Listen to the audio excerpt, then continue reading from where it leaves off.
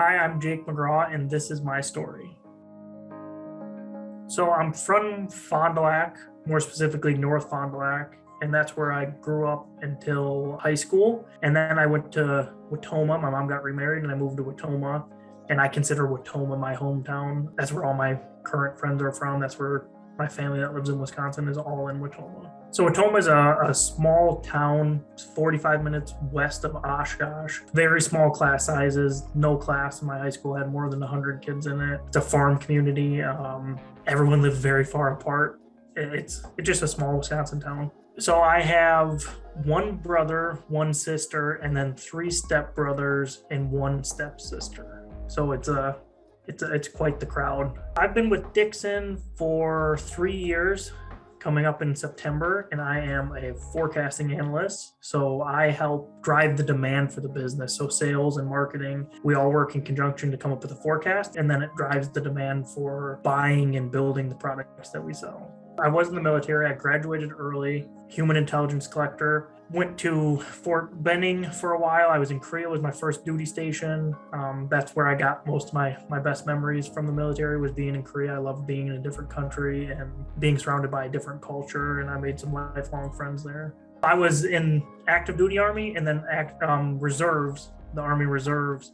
And for a small period of time, I was actually considering joining the Army National Guard, just so I could get the trifecta of all three versions of the Army. When I'm not at work or volunteering, I'm in an archery league during the summer. I try to go around and do some shoots. Normally when there's a shoot in Watoma, I go back there.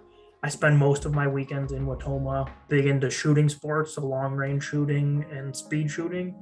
I have a gun range at my mom's house, so I spend a lot of time out there practicing up and hanging out with my nephews, running around with the dogs. We get into a lot of Nerf gunfights out there. Yeah, so I've done quite a bit of volunteering at Dixon. I've done Feeding America a few times. That's a really good one. That there's talking during the whole thing. It's not like you have to sit there and be quiet and do your work. Everyone gets to talk and move around. You get to joke. The Give Back bus, that was an interesting one last year, where you get put on a bus and they bus you somewhere and you do a surprise volunteer event.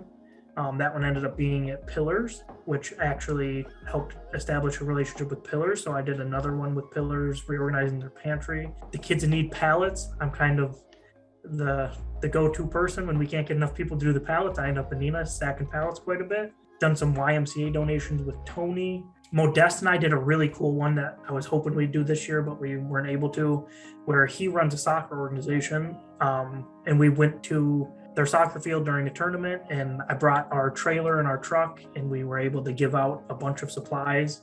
The kids were a little disappointed because they thought I was the ice cream man, and then I ended up handing them packs of pencils and paper, but their parents were all very excited.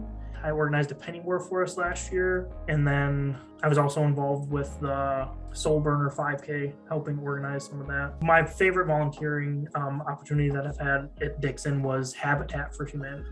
I'm the kind of person that likes to, when you're doing something, you can see a direct impact. So we went in and we were sheetrocking on that day, and you can see what you've done. You can see what you've sheetrocked. You can see the impact it's going to have. It's a great organization, Habitat is. The family that's getting the home actually has to be there helping out, helping build the house. They paint, they put up sheetrock. So I really enjoy Habitat for Humanity. For me, volunteering has been addictive. It connects you with your community. Today is so digital. Everyone's on Facebook, Instagram, Twitter. You're not interacting with people in your community. Most people don't know the neighbors they have living right next to them for 10 years. It's a good way to get out and see an impact and help people around you directly in your community. There's like two ways I like to do the volunteer activities. It's with a group of people that I know and I work directly with, but then the other way I like to do it is with people that are not from my department. I don't see them every day. They're doing a completely different job. I might have small interactions with them, but it's all business related. So when you're doing it with your team or with other people from the company, you get to see how they are outside of the office.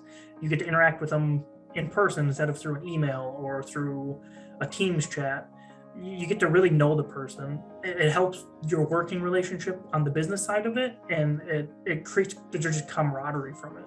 So I guarantee that once you do it one time, two times, you're going to get addicted to it. It just gives you a really good self-purpose. It's not about you, it's about the community. It's about helping other people out.